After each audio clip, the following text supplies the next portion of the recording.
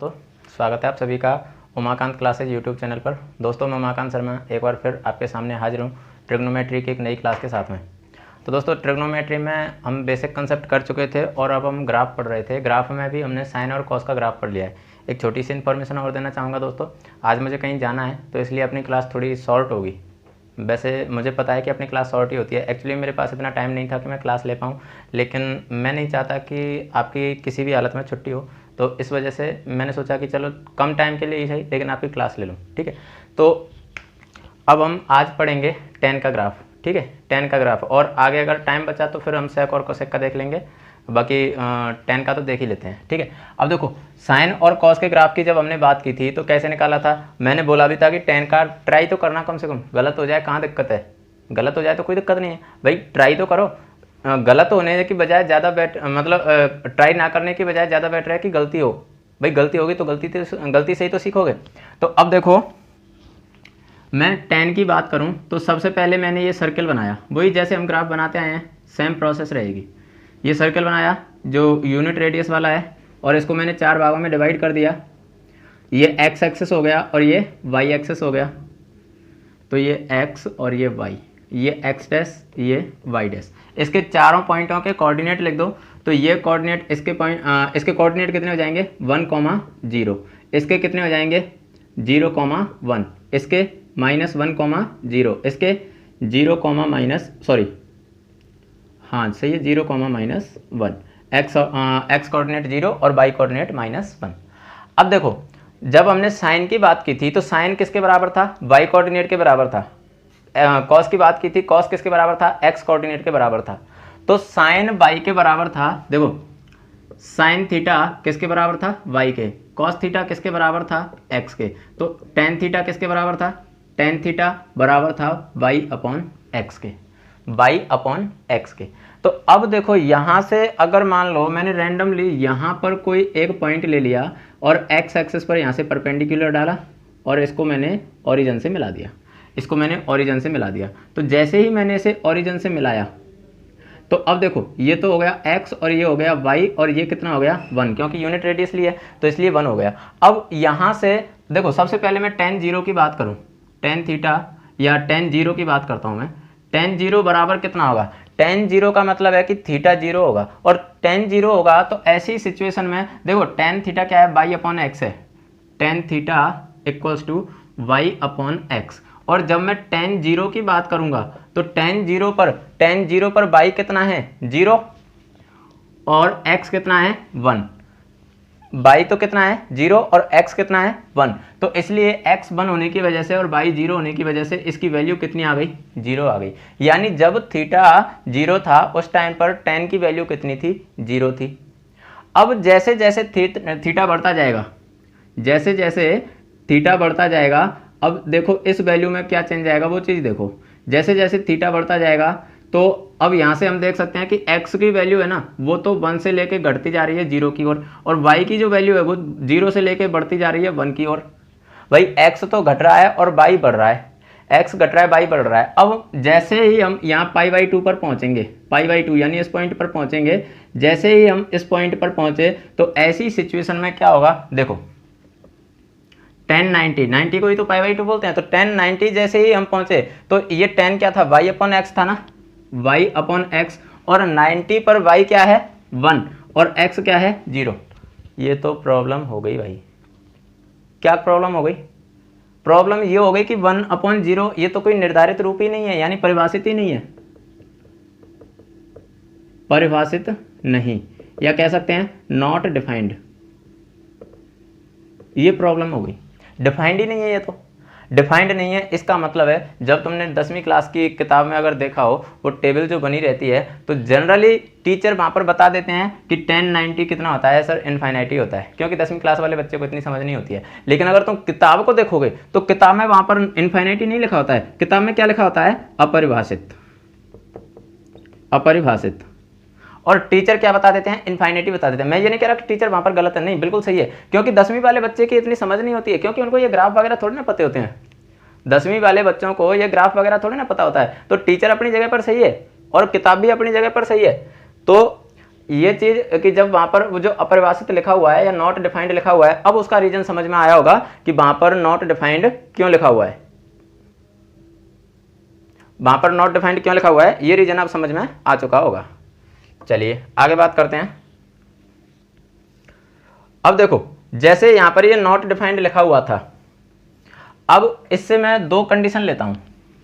एक तो मैंने लिया 10 90 माइनस 0 प्लस, एक सिचुएशन तो मैंने ये ले ली, और दूसरा ले लिया मैंने 10 90 माइनस 0 माइनस, ये दो सिचुएशन ले ली। इसका क्या मतलब हुआ, सर 0 पर तो प्लस या माइनस का कोई इफेक्ट ही नहीं होता है, तो 0 प्लस या 0 माइनस, इसका मतलब ये है कि देखो ये 0, मैं किसकी बात कर रहा हूँ, 0 किसकी बात कर रहा हूँ, एक्स कोऑर्डिनेट की बात कर रहा हूँ ना, एक्स कोऑर्डिनेट की बात कर रहा हूँ। तो 0 जो एक्स कोऑर्डिनेट है वो 0 प्लस लिया है, प्लस मतलब एक्स कोऑर्डिनेट प्लस का होता है फर्स्ट क्वाड्रेंट में होता है, और माइनस का होता है सेकंड क्वाड्रेंट में होता है। तो इसलिए 0 प्लस मैंने लिखा है, इसका मतलब है कि 90 से एग्जैक्ट छोटा कोण, थीटा जो लिया है वो 90 से एग्जैक्ट छोटा लिया है। अब एग्जैक्ट छोटे का मतलब ये नहीं है कि सर 90 का तो थीटा था तो हमने 89 ले लिया, नहीं।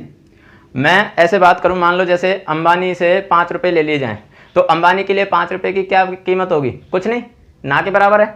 तो ऐसे ही यहाँ पर 0 प्लस है, तो ये 0 प्लस का मतलब है कि 0 मतलब 90 में से बहुत ज़्यादा छोटी क्वांटिटी हमने माइनस की है, लेकिन कैसी, पॉजिटिव वाली बहुत ज़्यादा छोटी क्वांटिटी माइनस की है, तो उससे ज़्यादा कोई फर्क नहीं पड़ेगा, लगभग वही 90 रहेगा। मान लो जैसे मैं कह दूं कि 90 माइनस 0.0000000000001, ये लो 90 में से इतना माइनस किया, क्या फर्क पड़ा 90 पर, कोई नहीं।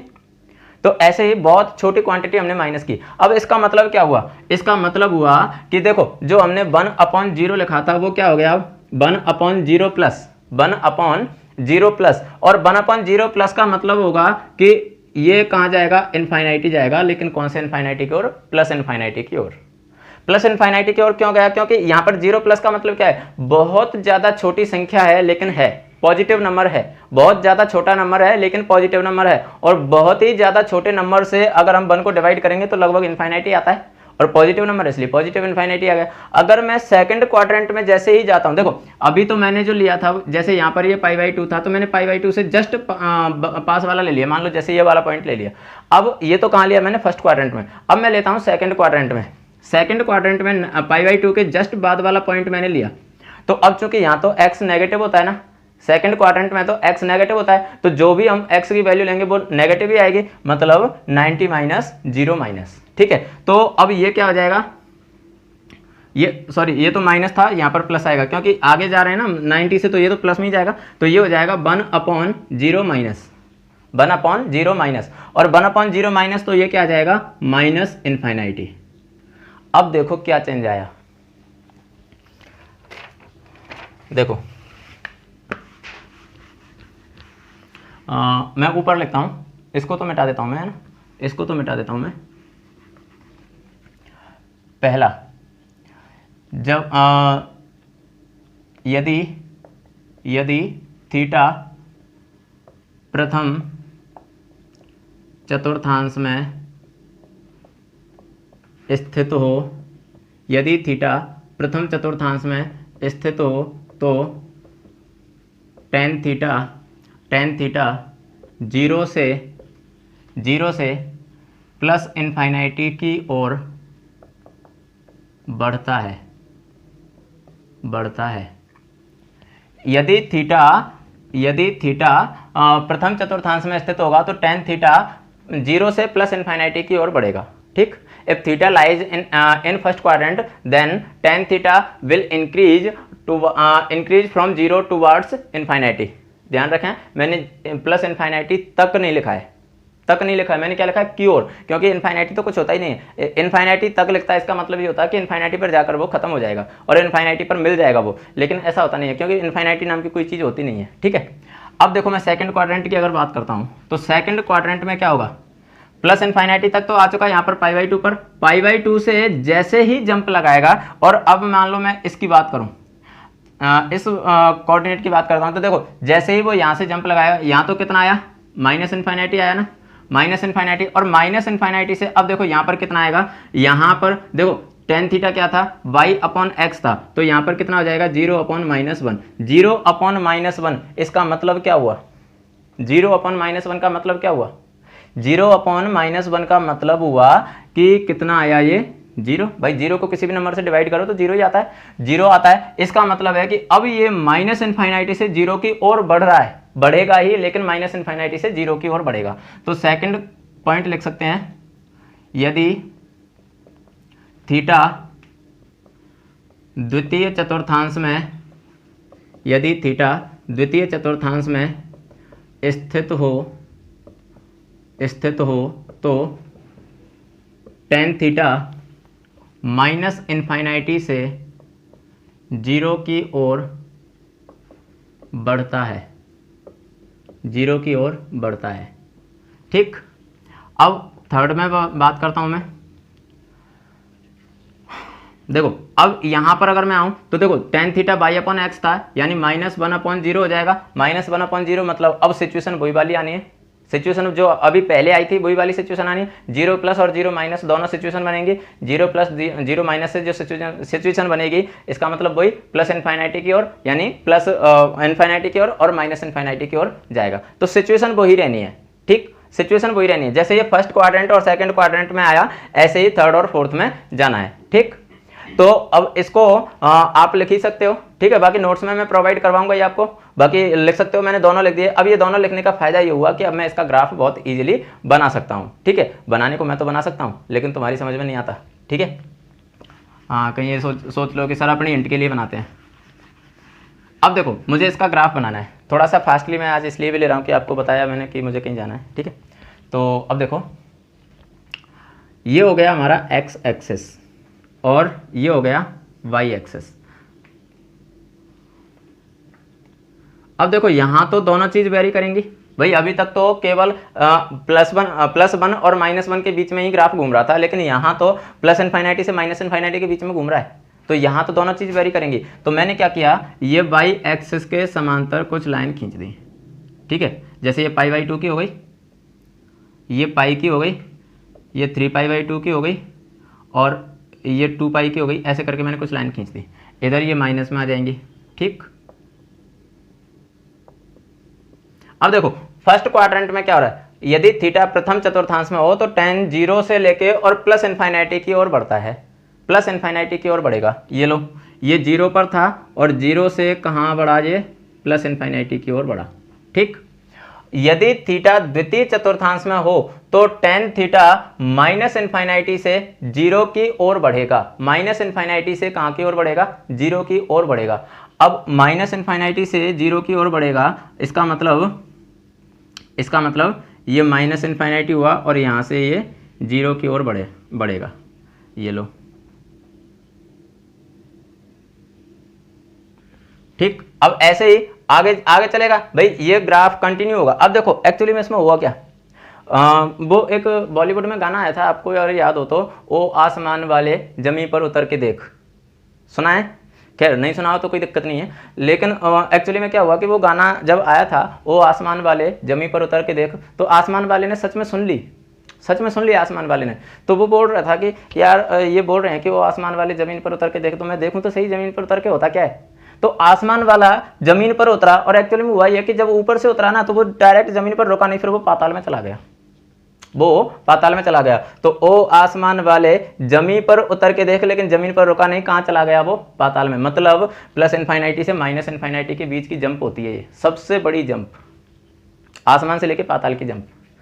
खैर ये ऐसा कुछ है नहीं कि वो कहीं बोल दो कि सर ने ऐसा बोला था तो गाने के, ये मैंने केवल याद करने का तरीका बताया। ठीक है, तो ये तो गाना आया था ना, तो गाने से पहले भी यही जंप थी, कहीं ये सोच लो। ठीक है, तो अब देखो ये तो यहाँ पर इंक्रीज हुआ। अब देखो जैसे ये चल रहा है ऐसे ही अब वापस यहाँ से ये ऊपर की तरफ जाएगा, फिर यहाँ से ये नीचे की तरफ आएगा, ऐसे करके। तो ये ग्राफ ऐसे कंटिन्यू रहता है, ठीक, ऐसे होता है ये ग्राफ। चलो अगर यहाँ से थोड़ा सा समझ में नहीं आ रहा हो तो मैं मार्कर दूसरा ले लेता हूँ, दूसरे इंक वाला मार्कर ले लेता हूँ, ताकि और अच्छे से समझ में आ पाए। क्योंकि एक जैसा मार्कर हो गया तो इसमें थोड़ा सा कॉम्प्लेक्स मामला हो जाता है, तो समझने में दिक्कत हो सकती है। ठीक है, मैं दूसरा मार्कर ले रहा हूँ,